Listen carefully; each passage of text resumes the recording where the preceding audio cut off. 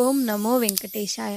పవిత్రమైన పుణ్యక్షేత్రం తిరుమల కొండల్లో 108 తీర్థాలు ఉన్నాయి. ప్రతి ఏడాది మాఘమాసం పౌర్ణమి నాడు రామకృష్ణ తీర్థాన్ని ఓపెన్ చేస్తారు.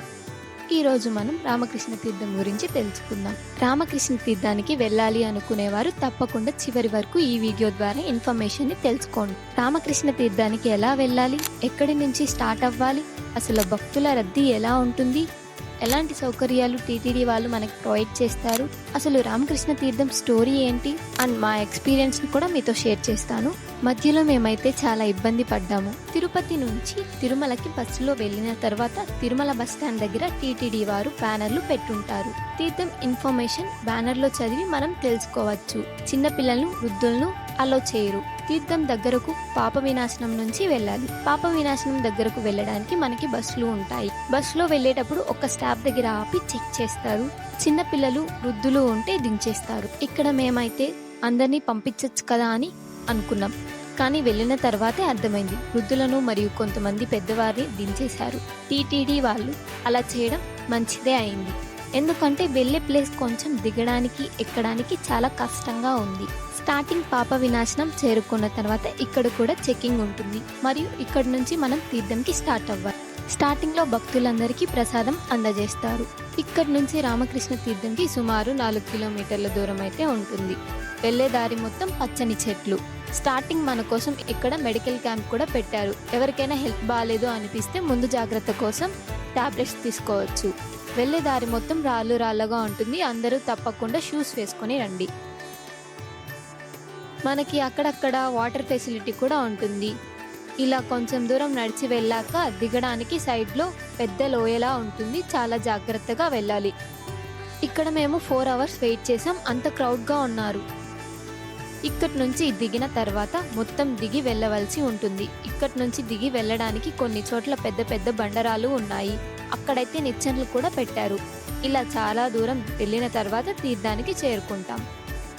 అసలు రామకృష్ణ తీర్థం స్టోరీ ఏమిటంటే, ఈ కొండల ప్రదేశంలోనే సాక్షాత్తు ఆ శ్రీవారే ప్రత్యక్షమయ్యారంట. ఈ కొండల్లోనే రామకృష్ణుడు అనే మహర్షి ఏళ్ల తరబడి శ్రీమన్నారాయణ దర్శనం కోసం తపస్సు చేశారు. ఈ విశాలమైన ప్రాంతంలో తపస్సు చేయడానికి దృఢమైన కారణమే ఉంది. ఈ కొండలు సాక్షాత్తు ఆదిశేషుడి స్వరూపం. ఇక్కడ గాలిలో, మట్టిలో దైవత్వం ఉంటుందని ఈయన నమ్మారట. కానీ ఈ ప్రయాణం అంత సులభం కాదు. ఈ ప్రాంతంలో క్రూర మృగాలు, ఎండ, వాన వచ్చినా ఈయన చలించలేదంట. అంతేకాదు, ఈయన దేహంపై పుట్టలు మొలిచిన స్వామి నామాన్ని వదలకుండా తపస్సు చేశారంట.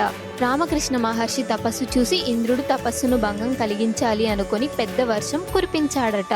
ఇంద్రుడు కురిపించిన వర్షం వల్ల కొండలపై నుండి పెద్ద పెద్ద బండరాళ్ళు, మట్టి రామకృష్ణ మహర్షి తపస్సు చేస్తున్న పుట్ట మీదకి దొర్లసాగాయంట. ఆ సమయంలో మహర్షిని కాపాడటానికి స్వామివారే ప్రత్యక్షమయ్యారట.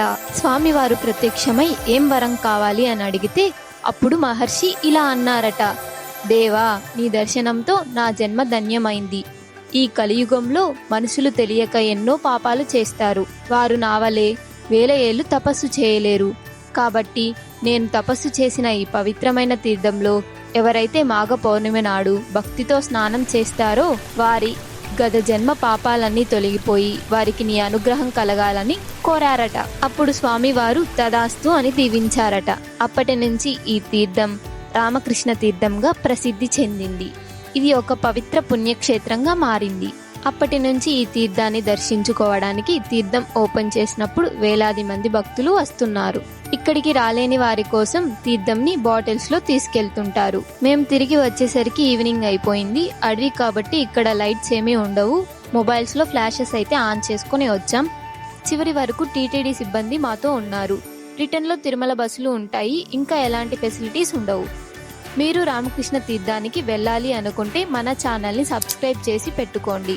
మళ్ళీ అప్డేట్స్లో తీర్థం ఎప్పుడు ఓపెన్ చేస్తారు అనే ఇన్ఫర్మేషన్ తెలుసుకోండి.